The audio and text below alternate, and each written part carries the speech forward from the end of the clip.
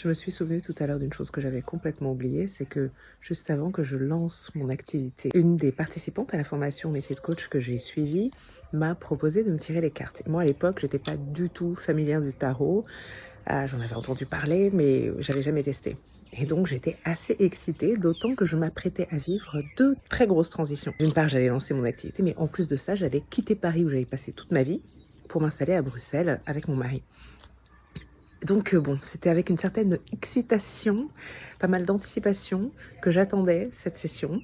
Et malheureusement, quelques jours avant, elle a annulé. J'étais déçue, mais je me suis dit que c'était le destin. Et avec le recul, je pense effectivement que c'est le destin. Parce que dans l'année qui a suivi, les 18 mois qu'on suivi, avec un burn-out / pétage de plomb à la clé, je pouvais dire avec certitude que si j'avais eu le moindre indice de tout ce qui allait se passer, de tout ce que j'allais vivre, j'aurais tout annulé.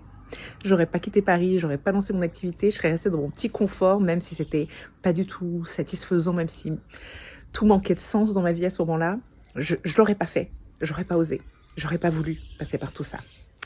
Bref, avec le recul, évidemment, j'ai appris tellement de choses en presque 14 ans d'activité. Et clairement, je ne retournerai pas en arrière pour dire à la Joanne du passé ce qu'elle doit éviter, etc. Mais aujourd'hui, je viens de sortir un épisode de mon podcast dans lequel je partage 8 choses que j'aurais aimé savoir quand mon activité ne décollait pas. Parce que, qui sait, peut-être que ça pourrait servir à quelqu'un d'autre.